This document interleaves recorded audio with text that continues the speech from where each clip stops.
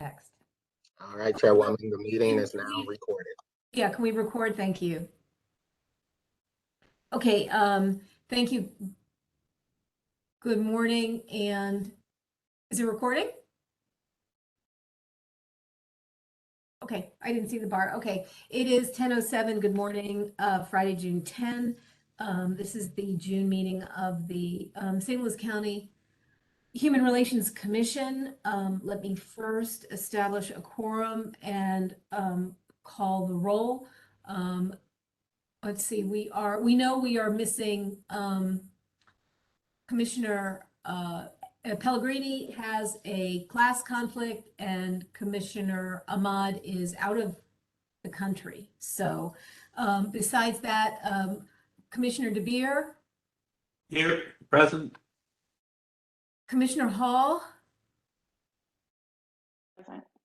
Commissioner James, Present. and who am I missing otherwise? I guess that's about everybody. I'd like to recognize, so let's see, right? So we have, and we have in the room as well, Mr. Murdoch, Director of Diversity, Equity, and Inclusion, Ms. Person from his staff, Portia Britt, representing the St. Louis County Counselor's Office, liaison to the board, liaison for the boards and commissions for St. Louis County, Mr. Nelson, and I think we have two attendees. Oh, all right. Hey, Caroline looks like she's on the attendees, so I think she's going to move over to the participants side of things. Panelists. There she comes. Commissioner Fan, good morning.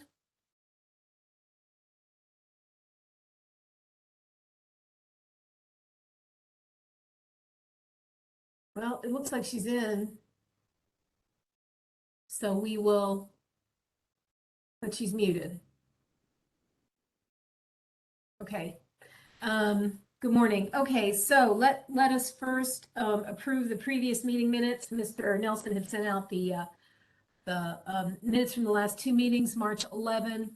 I had indicated there was one correction, just a minor typo. Did anybody have any comments about the minutes of March 11?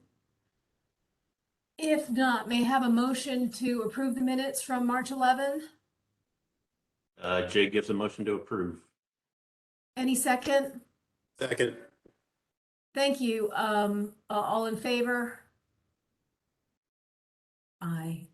All opposed? Hearing none, the meetings from March 11 are approved. Again, the minutes from April 8th. Do I have a motion to approve the minutes from April 8th? I'll make a motion to approve the minutes from April 8th.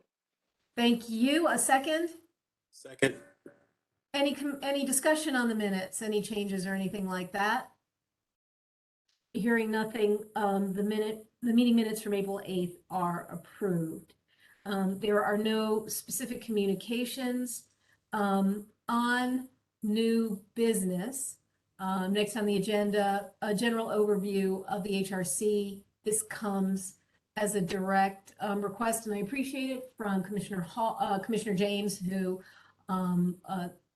really wanted, and rightly so, a more formal background or orientation introduction. And so I want to thank Mr. Nelson J. for putting this together. It's not, hopefully, look, anybody on this presentation, I'll start it, but anybody who wants to jump in on anything they have, please do so, because I'm hoping this is more of a discussion learning, certainly towards the end piece with some of the suggestions that have been noted as possibilities for future activity. So Jay, just next slide, we'll get started. So this is who we currently have. We have 3 vacant seats. I am not aware right now of who is in the pipeline. I know that we have talked about a variety of different people who might fill those seats, representing different lenses that currently aren't included lots of possibilities there. I'm not sure of the process, so I'll sort of defer to the county executive's office for a status on any of that, um, Jay, can I ask if members do have people that they feel would be appropriate for these vacant seats? What would you like to see them do? So currently we were looking at 3 individuals for the vacant seats. One of them was not allowed to do so due to their employment, and the other, there's some issues there that we're still trying to work through before moving forward with that appointment. So that last person is contingent based off the other person. We wanted to try to move the 2 appointments at the same time and not come back around because the appointments to the Human Relations Commission does require council approval. So we want to try to get those members on at the same time. And just remind me, when is the council in recess? That's a good question. I'm not sure, but I can share that they did just pass 15 of the current appointees. Some of them have been on the council agenda as early as the beginning of this year. So it is quite a process and time to get them across the finish line. Well, and my understanding is that the chairwoman would really prefer that she have a group of people that she can kind of talk to all at one time before. That's correct. Kind of do it in a block, and I get that. Okay, we will wait and I have watch a that. question. Yeah. This is Dwayne. Just wondering if there's any diversity or equity considerations when we appoint members. Like, do we look at diverse backgrounds, diverse geography, ages, as well, just to make sure that we're ensuring a diverse commission, and then looking at all different types of diversity backgrounds as well. Yes, sir. That is currently what we are looking for in the last 3 seats here on this commission. One of the members is a female. We're also looking for African American male, and then there's another male who is considered youth that we're also looking at. And I don't think we're limited. Like for instance, if we wanted, we could probably apply to have an advisory group that might be along, or to partner formally with a group like the Youth Advisory Council, the new council, which might inform us differently, or any of the other boards and commissions. I don't think there's anything stopping us from having some engagement that way if the agenda so drove it. Okay, next slide. Yeah. Am I off mute? No, I got you, Caroline. Go ahead. Oh, Continue. okay. I know that at one point we were looking at having someone from the Hispanic, Latina community. Is that no longer the case? Yes, Commissioner Fan. So that is the individual whose employer did not get permission for him to take the appointment. So we are back and looking for that member from that demographic to fill a seat. So.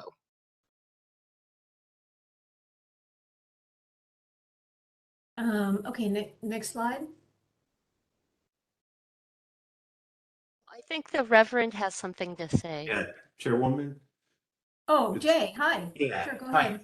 So we had a woman from the LGBTQ plus community.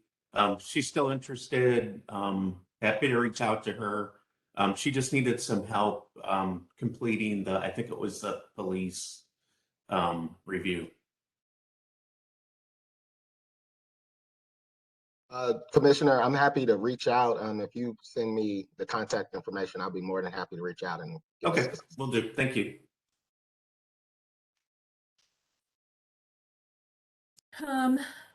Appreciate this definition, Jay. Thank you.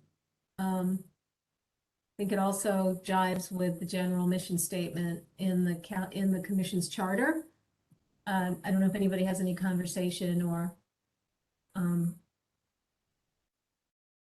in the old days, we used to have not a discussion, but We always used to, there was a difference between human rights and human relations. And I think some of the commissions around the state are referred to as commissions on human rights. And this has always been a commission on human relations. So, next slide. So thank you, Jay, for all of the work you do as the staff liaison. And I would just say, if you have things that are more technical and administrative in that regard, Jay's the person to be in touch with. And then the chair and vice chair, I think, are basically the same in responsibility. I should say that I am not available for, and this is, I suppose, a point of business, but I'll say it now. I'm not available for the July 8 meeting. We can either go ahead with that meeting or in my absence and just let the vice chair staff it, or change it as you want. I'll let you guys, at the end of the meeting, when we look at that, I'll let you guys make that decision. Yeah, sorry, next slide. So this is the establishing language of the St. Louis County ordinances 714.010.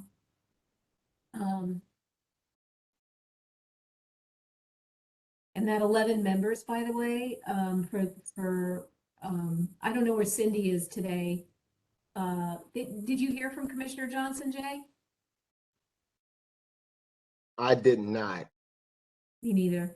For Dwayne, and just so you know, for a long time, the enabling language of this statute was 9.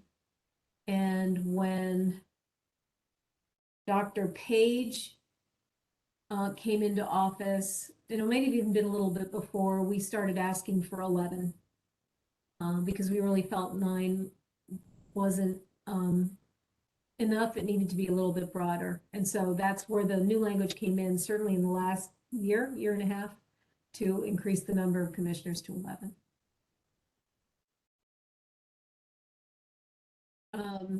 Quick question about the language. Does it say that folks have to be citizens or residents of St. Louis County? Because citizen, I think, implies, right, the whole like naturalized or US born versus, yeah. Well, if that's the language, though, I think for all of the boards and commissions, I would check that, but I think you have to be, one of the requirements is you have to be a resident of the county to serve. That is correct.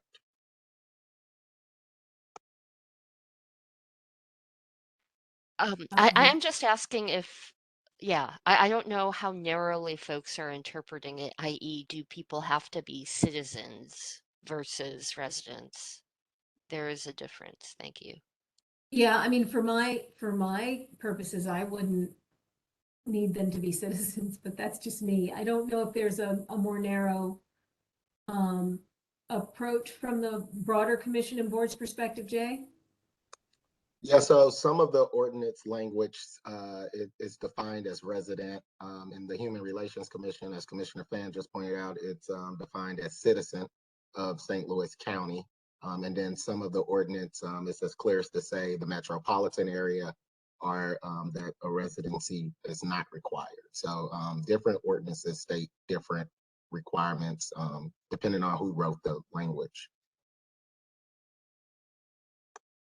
So just Yeah. to note, something I would ask us to look at if, we ever undergo a reexamination of the charter language is particularly for a commission such as this, but I guess for all commissions, it, I think that um,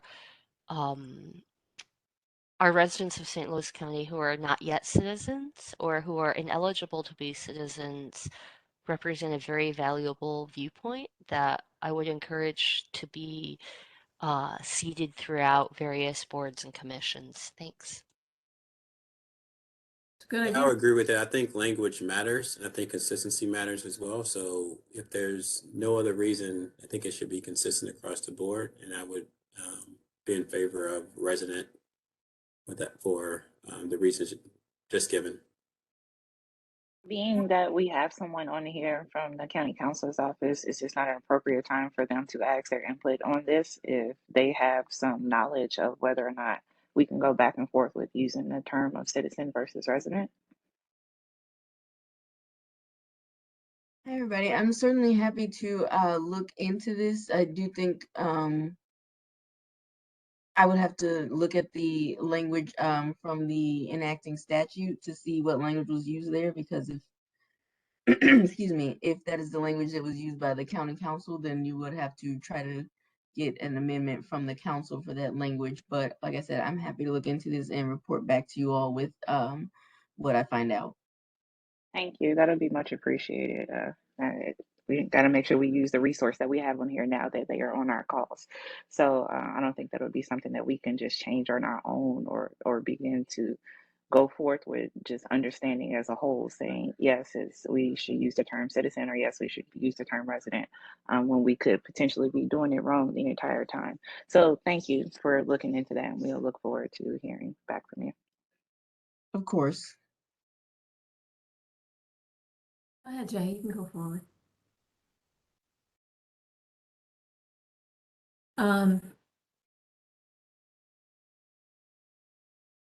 So, I mean, this is basic expectations. I think this is broadly across the county. I don't think there's anything in here unless anybody has any specific questions. I'm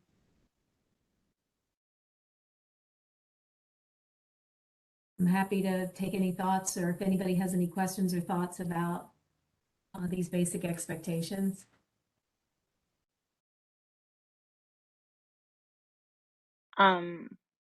I think that this is actually good with showing this and kind of reminding some of us commissioners that's been on here for a while.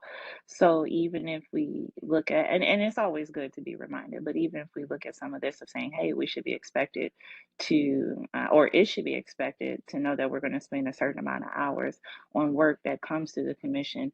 And so it would just be a friendly reminder as we're talking about notes, as we're talking about letters that are on here, bills, whatever it is that we want to make a comment on, that everybody is reading those bills and everybody is paying attention to what is happening, because while those ahead of us, or whether it be people from administration or council or whomever, may not see the significance or the importance within this commission does have quite a bit of power and leeway to do some things that many of us may not be aware of.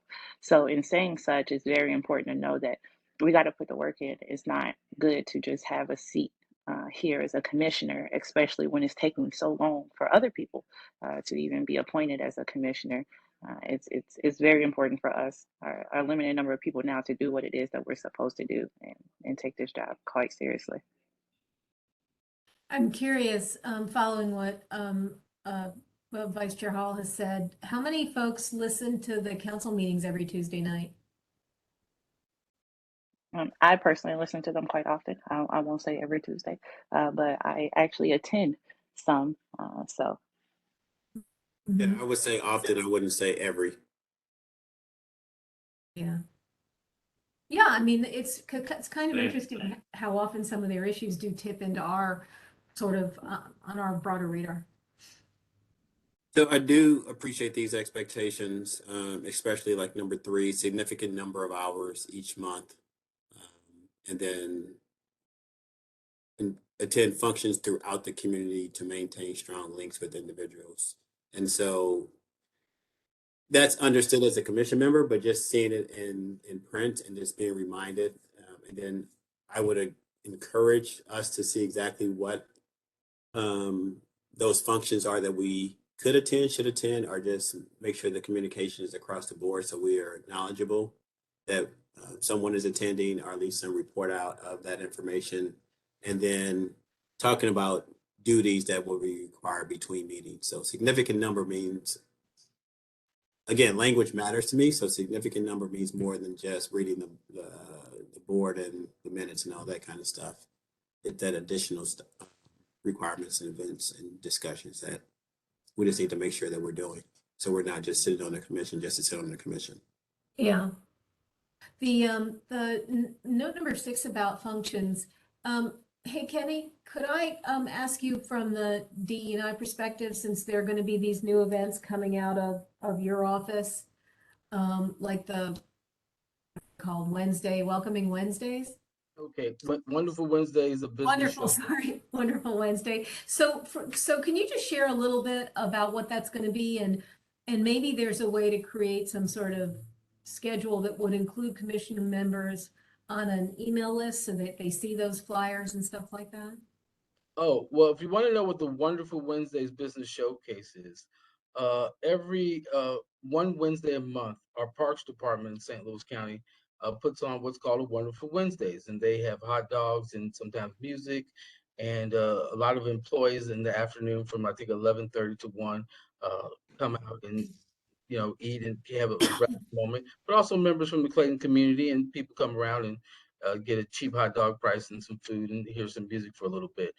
What we've started to do in the business showcase during the Wonderful Wednesdays is we put out 6 tables, and we're letting different business incubators that have been through the UMSL business incubator of DEI incubator, this very first one, and they're going to showcase some of their businesses and what they do in the community. Now, we won't always be using the UMSL business incubator. We're looking at other local incubators, university-based incubators, to try and get more showcased businesses that have been through that process and just show what kind of wares and products and goods that local people are selling. So we concentrate on a few things. One, that these businesses kind of fit in diversity, equity, inclusion, that we're really looking for uh, minority-owned businesses or female-led businesses and things like that. But if the business is a good business to showcase, we'll still showcase it.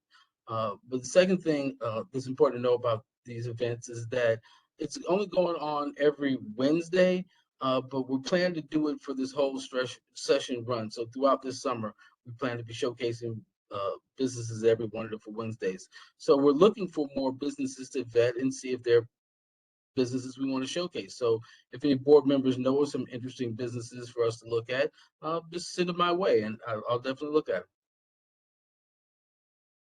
them. Chairwoman, Sorry, go I ahead, Jay. will I will add, as it was pretty much already stated, it's also a great opportunity for the commissioners to come because most of the people who attend are county employees. So it's a great opportunity to hear directly from county employees as well. Thank you. Yeah, and I was going to say, I mean,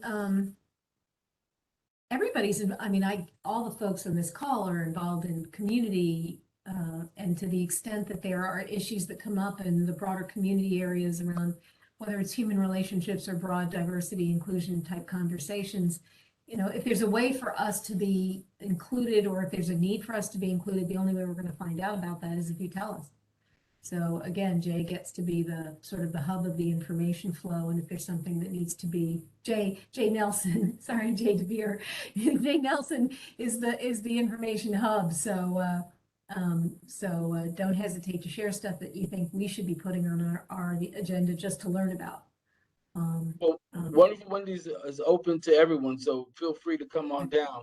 Our next one is on the 14th, and it's from 11:30 to 1. So please come by, talk to some county employees, talk to some people locally, and just kind of get the feel for the place. Okay, next slide. Sorry, quick question. Which park is this? Is it rotating Oh. parks?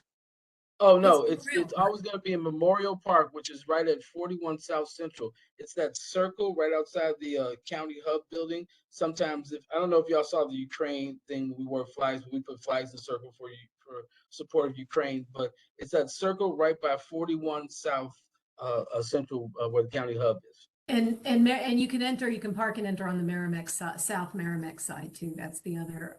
Correct. That's the There's other street.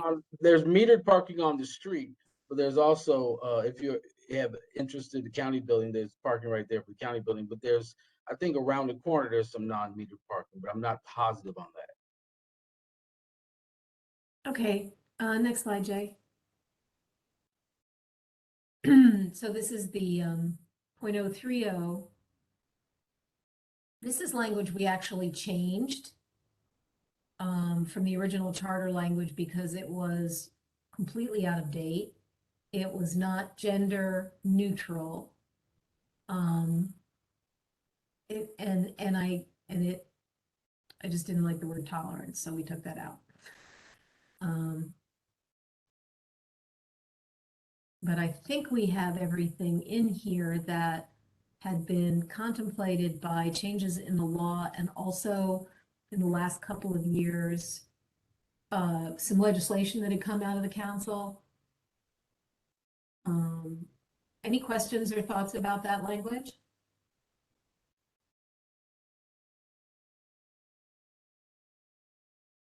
No questions or anything, but I mean, it's good once again for people to actually know this. Do we have, when people are confirmed, do we give them an actual packet or do we have some even type of orientation and say, hey, this is what your duties are? While I know that we can always go back and look at the charter, but do we actually give that to new commission members?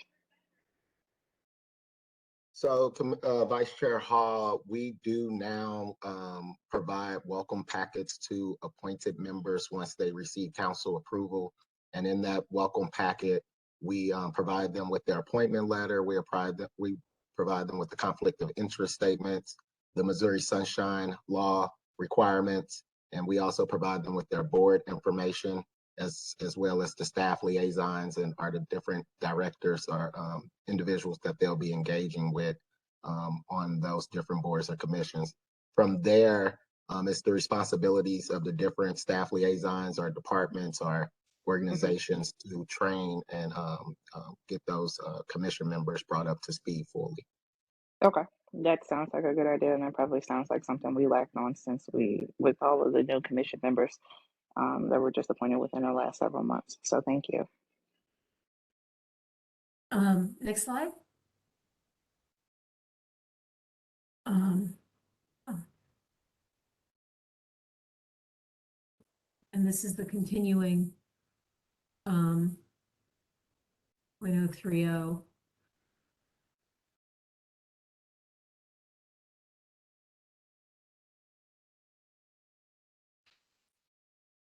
You know, it's interesting, just from a legal perspective, the word shall, when you read it in a law, is meant to be mandatory, as opposed to the word may. And I'm not sure why the folks wrote this way. I think what I'm finding is this is true of a lot of the ordinances that they have shall in it. And I think they were written without really an understanding. And so there's this, just one of the things I've noticed. And I think in some ways, rather than shall, it's may for us. I mean, we may advise the county executive, we should advise the county executive when called upon, the county council and other officers, or if there are things that go on. Certainly there are, I mean, there are things we can do, there are things we could do, there are things we should do. But maybe it's just, again, a matter of language from where I see it. I don't know if anybody has any thoughts about this. I've always interpreted shall to be the same thing, that it's a must. And so if it's still written in the county ordinances in this way, then it's saying that our commission shall advise the county executive and the council. So that is a duty of ours that we must continue to do or start doing if we have not done it thus far. So. Any other thoughts?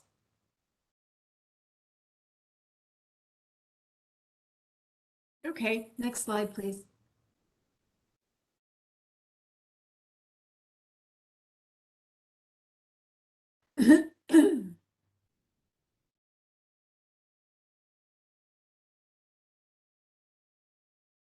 Any comments or thoughts about this language? Any questions about it?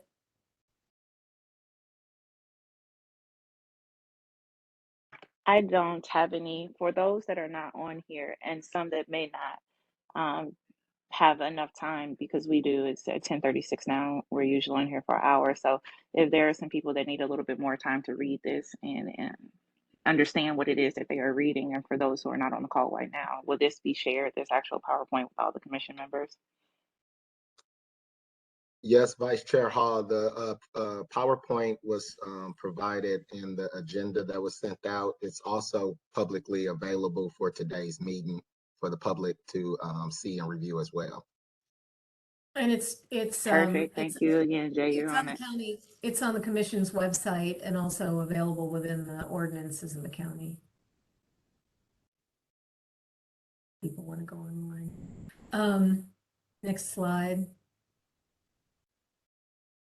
And so I appreciate that Jay has pulled together some ideas that we could look at for things that, I mean, we tend to have looked at things from a more reactive perspective, but you can look at things from a government perspective, research and data. Well, although the research and data collection, I guess, in the context of what Mr. Murdoch will share on the equity study, that is something that we have been doing, and appreciate the commissioners who've come to those sessions, those listening sessions, so that we can put that together and assist Mr. Murdoch in putting that together. And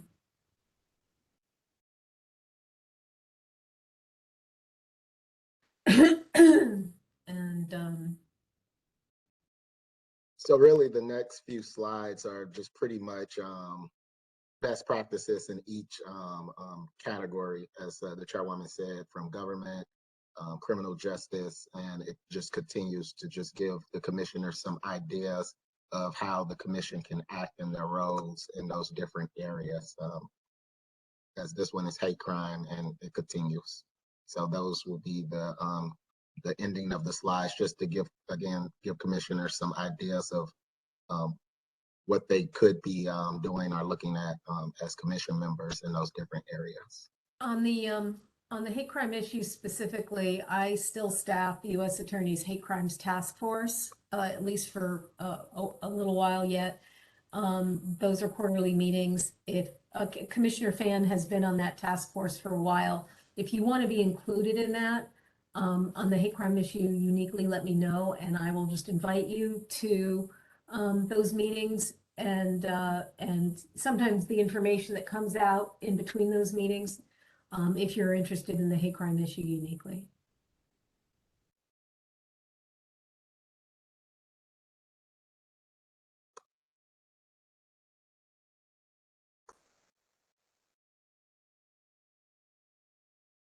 And I think some of these, like the business piece, economic development, maybe there are ways that we partner with or join with the chambers, or St. Louis Economic Development Partnership is looking at some of these issues. The workforce development folks in the county might also be a good partner for some of this. There's no reason why we have to do this all alone and create it. Some of this work is already ongoing, and we could be effective in supporting it.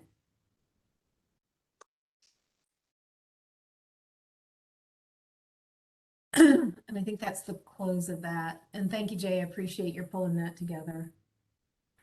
Any follow-up thoughts?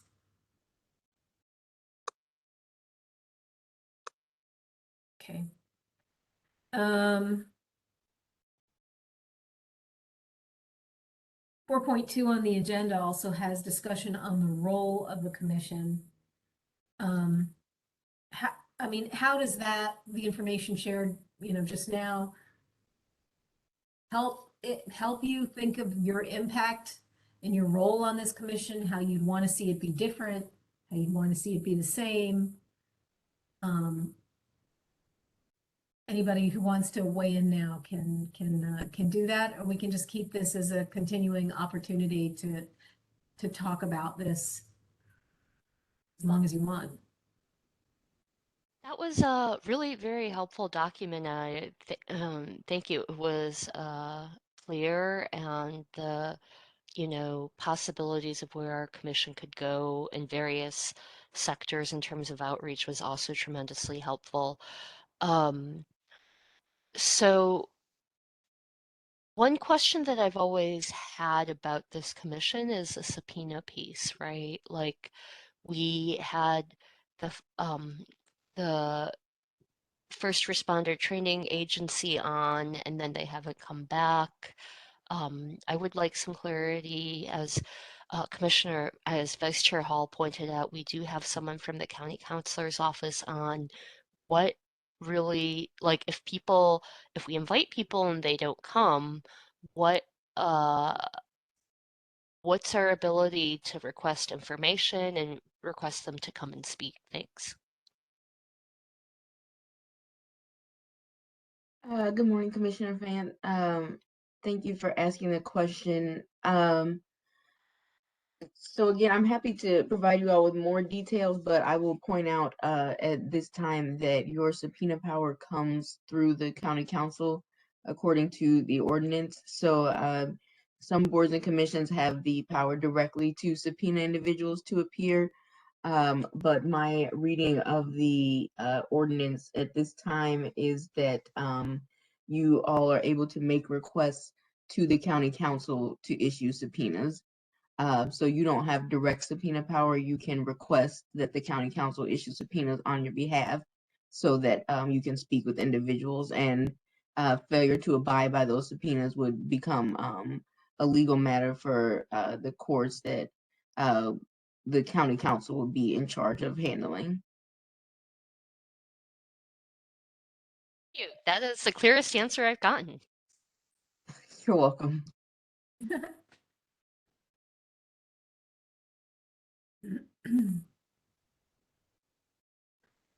Okay, nothing further, I mean, it's easy to keep that as a continuing item on the agenda, just as things happen and need to be responded to. 4.3, Vice Chair Hall wanted to include the letter from May 10, 2022. There you go. Thank you. Yes, I think it was just important for us to all be aware of this letter and then be aware of the actions that were stated in this letter. And so here we are as a commission that we had the opportunity to actually make some change or have an input on some change that was being made in St. Louis County government. And so it included all of St. Louis County government employees, which are Chairwoman Aristide, you probably know how many, some thousands of employees that St. Louis County has. So we had the opportunity to have a say, some really effective say on how it is county employees will be treated, and to make sure that they're treated fairly when they decide to come up and actually speak about the ill or unethical, immoral, and even illegal behavior that occurs within St. Louis County government. And we know they're not shy of any of those actions. And so in saying that, hopefully we had the opportunity to read the letter that was added on here and all be aware of what's going on, what's happening, and how it seemingly feels as if we kind of failed as a commission, as a whole, not just individuals, but we failed as a commission to actually act on this opportunity that we had, whether it be as a commission speaking at the committee of the wholes, whether it be actually sending some formal communication to Chairwoman Days about the whistleblower bill, or even if it's making sure that she's always invited, or we are reaching out to her as a commission. The communication as a whole just wasn't effective whatsoever. And in turn, what then happened is there was a very long time where county employees were in a bit of a limbo and they had no extra protections from this bill to make sure that they were in a space where they could tell without being retaliated against. So this is once again, and I'm not just trying to sound so pessimistic. I would imagine some people may say that I will pull out a complaint or two oftentimes, but these are rooms for opportunities for us to be better as a commission. And in order to do so, we have to have some self-awareness and know where we are as a commission. And in this particular case, this example was, this letter was a prime example of how we could have done better and we should have done better. And so I think it's very good to read this. I think it was sincere. And while it is not directed towards the commission for sure, so that's not what I'm saying. While it's not directed towards us, we were mentioned in this letter a little bit, and we were mentioned in other letters the Human Relations Commission with Dr. Page, County Executive Page, when using us as an excuse as to why he decided to do a particular action on his own. So if we're being used as an scapegoat, or if we're being used in anybody's, I don't know, just mess period, we should A, be aware, and two, if we don't agree with it, then we kind of need to learn to speak up as a commission. And so that was the purpose of wanting to include this. So like I said, I hope everybody had a chance to read it. If not, please take a moment to read it. And if we need to have further conversations at a later time, we can. Because I know, like I said, we're getting down to 10, a couple minutes down the line. And I'm sure Mr. Murdoch has quite a bit that he would like to tell us as well. So that was my piece on that. Thank you. Any comments? And by the way, if you need to stay after 11, I'm happy to do that. I think we've set some time in the agenda to be able to go past 11, so no issue there for me. Any thoughts, comments, questions? Just appreciate that discussion and that share as well, and hopefully with that we'll do better in the future. So I appreciate that. Thank you. And go ahead. Sorry. I'm sorry. Sorry, No, no, go ahead. No, I was just going to move on to the next piece if nobody had anything further. So please comment. Oh, yes, of course. Well, before moving on, I think since Chairwoman Aristide, since you were actually specifically mentioned several times in acting as chair of the commission, or in saying that attempts were being or made to be reached out to you for the commission, at some point, I think it's a little bit, it should be expected, and it would be respectful and professional for you to kind of explain to us at some point, and if you're not prepared to do it now, kind of, hey, your actions as well with this, because you are our chair at this point. And so we're looking for a little bit of leadership or some accountability from not only just the commission, but from you as well, the same way that they do with Chairwoman Days on the council. So if you're not prepared to respond to this now, maybe that can be something that you can do on the next meeting when more commissioners are on here.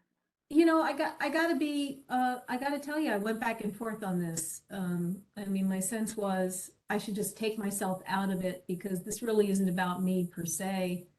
And, you know, maybe there's, you know, a reason for me not to respond because the situation itself is resolved. The council has formally voted and Bill 69 is going to the voters to vote. I think I had not only responded to Chairwoman Day's request for information. I'd written to her, emailed to her twice. The first time goes back to January of this year with a CC to Mr. Murdoch as then the acting director of DE&I to sit down and have a meeting. I also spoke to, well, and she had attended our meeting in December of 2021, at which we didn't address the issue specifically because Vice Chair Hall, you had significant and very difficult responsibility at the memorial service for Detective Tony Valentine. So it was not appropriate to bring the issue up then. Had a couple of emails back and forth with Maria Chappelle Nadal in which the chairwoman was CC'd, and I think Maria attended one of our meetings. I'm not positive, it might have been February, not as a participant, simply to observe. And then at the State of the County address, the University of Missouri St. Louis, I actually spoke to the chairwoman directly. This was after Councilwoman Clancy had proposed her bill, which was a bit different, and they were talking about having potential compromise. So I said to the chairwoman at that time, if you're going to compromise, whatever I can do to help, I'm in. And she acknowledged that. But there were no other meetings that formally took place on the issue, certainly not that impacted the decision in the end, because I think the county executive had vetoed the bill more than the original bill. There were a couple of bills in there, but there had been more than one veto. And with Bill 69 going to the voters, it seems that the issue is now moot. I don't want to get pulled in the middle of things as an individual. I don't think it really was about me. I think it was kind of about the politics of the situation. And, you know, if I made anybody angry, it's because the very first bill I thought had trouble. And there is a state statute on whistleblowing. There is a county ordinance on whistleblowing. There has never not been a time in the course of this controversy when employees haven't been protected. Still need to be doing education for staff, no question about that. And clearly there are those employees who will have complaints, and they will be able to access, as Vice Chair Hall has, the legal process in order to resolve those complaints. So maybe it wasn't the finest hour for this commission, maybe with, in Vice Chair Hall's eyes, and maybe with this education that we've done today, and maybe with some thoughtfulness around the role of members, maybe with the new members we have in Commissioners James and Johnson and Pellegrini, maybe we'll get some new insights. And I, for one, am all for it. And maybe with new members approved in the coming months on the vacancies, that'll help as well. So that's going to be my response today. And I look forward to as much innovation as we can do and potential advocacy as is appropriate. Thanks for the opportunity, Jeanette.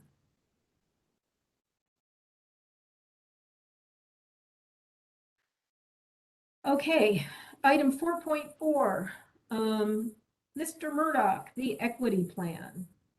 Yes, and I can go and I can try and be quick because I see the time is Well, you're okay. Do what you need to. Let me just say I forgot to email you so that you can confirm Commissioner Ahmad, even though she has to be out of this meeting, did agree to be a participant for you.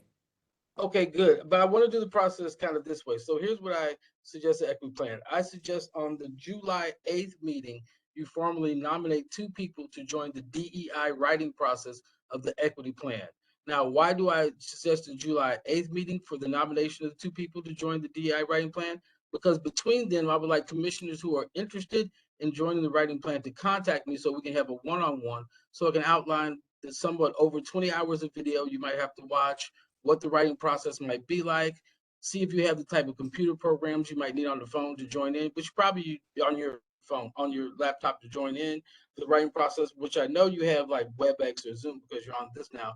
But if you have Word, Microsoft Word, and things like that, I have to check something like that. So I'd like to have one-on-one conversation with commissioners who are interested in joining the writing process. So over the next month, if commissioners who are interested, please contact me so we can sit down and I can talk to you about what the intimate details of the writing process will be like. And then I asked the commission on the July 8th meeting to nominate 2 people and vote on it and formally send 2 people from the commission to work with DEI on the writing of the equity plan. And know this, our timetable is not set in any type of statute or anything like that. So it's more important that we write a quality product than we rush and try and finish a product at a certain timetable. But that's all I have for right now. And if anybody has questions, please, I would like to entertain them. So I'm not volunteering to write the plan, but I'll be willing to actually have a follow-up conversation with you just to learn more, to see what it looks like and to see if it is something that I might be interested in, but I'm not volunteering right now. I understand that. So yeah, everyone's welcome. So if everyone wants to take down my email, I know we're not putting things in the chat, so I'll say my email verbally. It's KMURDOCK at St. Louis County, all St. ST, but Lewis County written out, mo.gov. So send me an email and we'll set it at a time that we can over web, we can talk about it. Even if you're just interested in learning the intricacies of the writing process or kind of like who's going to over edit us or who's going to work with the AI, who's going to be in there, feel free to set up a meeting with me and we can talk about the process. If you're just curious about it, that's fine also. Yeah, I think I would have to echo that a little bit as well too. I would be curious to know what your I'm sorry about that. I was talking. I'll be curious to know what that process looks like after you begin to write it. I would have to agree as well. I think I would actually pass on helping to write it. without sounding extremely blunt, I do think that that is the job, and correct me if I'm wrong, of you and this person and tasked with writing that with the commissioners.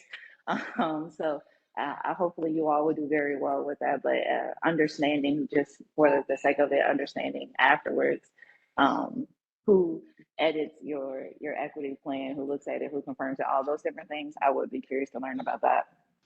Oh, I'm more than willing to sit down and have a one-on-one and kind of tell you what our feelings on that and where it's going at any time. I hear you that you're not necessarily saying you want to be part of the actual writing process, but if you want to set on one-on-one with me to talk about it, you could any given time, just let me know, and I'm more than happy to answer any question.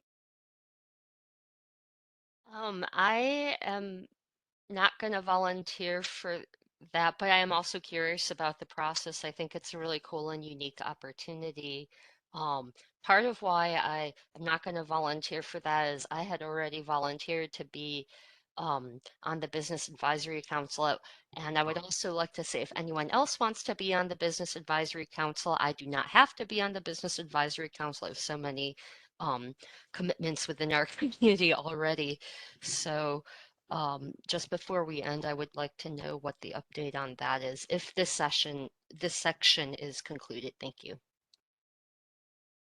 That's pretty much all I have is contact me and we'll step it off. But On the old business, and with a responsive segue to Commissioner Fan's question, I think it's on hold. I won't speak for the MWBE program, but right now there are some meetings going on with MWBE staff around the structure of the Business Advisory Council and the underlying ordinance. The person who has the sort of the task on that, the portfolio, is Stephanie Lewis, who is the county executive's director of transformation. And I can invite her to the next meeting, or perhaps by August, there might be some more substance for her to be able to share a little bit about that. But Carolyn, I can let you off the hook for the time being, because I'm not sure how that conversation is going to play out.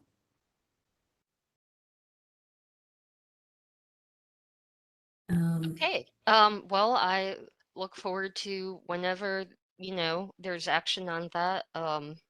Not gonna say I'm not slightly relieved, because I have plenty of information. Oh, good for you. Thank you for your candor on that. Okay, the next meeting, Friday, July 8th at 10 a.m. Does anybody have any public comments? We have one person in the queue. Ms. Brooks?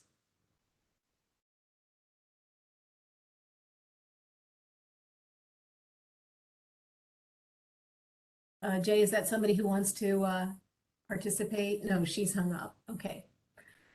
Seeing nobody for public comments, July 8th will be the next meeting. Thank you all for your participation today. Quick point, Chairwoman Oresti, I just want to note that there have been, two alleged hate crime mass shootings, at least two. It is hard to keep track of all of them, unfortunately. And so I would request that we as a commission have a faster or more expedited process to, if we wish to issue statements, right, in between the months that we meet, because unfortunately these shootings are now occurring all the time, that we somehow figure that piece out, right? Thanks.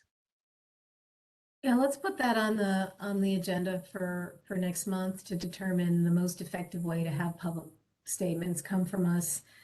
I guess as an advisory to the county executive's office. I'm not sure, whatever the appropriate process is, given how, because that's one of the things that's not formally stated, in terms of guidance in the enabling. Do I have a motion to adjourn?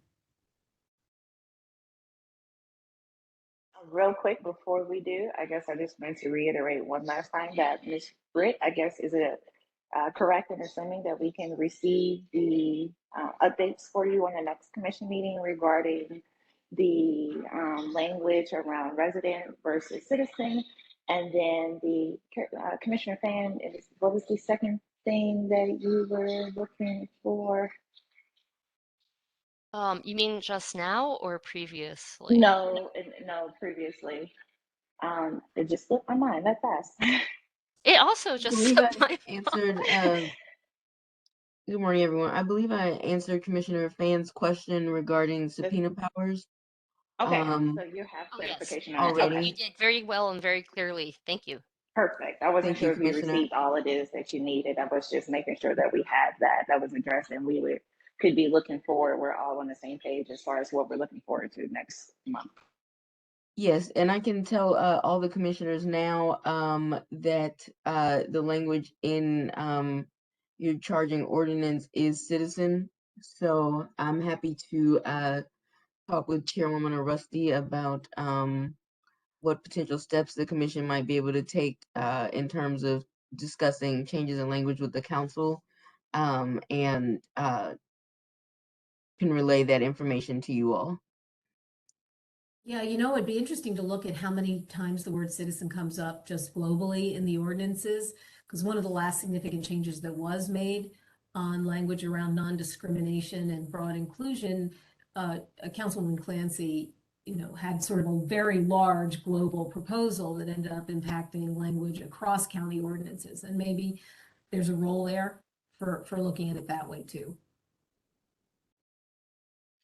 Yes, if that's something the commission decides that they would like to present to the county council, then certainly the council will be working with my office to see if there's changes that can be made throughout the St. Louis County revised ordinances. That would be wonderful. Thank you. Thank you. I'm sorry, just to clarify, that is something that would have to be on the advice of you all, the commissioners, to the council. Yes. Right. Understood. Okay, it is 11:03, a motion to adjourn Motioned. So move. and second. Thank you. Be safe, have a good weekend. Thank you. Thank you, everybody. All right, everybody. Have a See good you week. all. Thank you, Bye. Jay.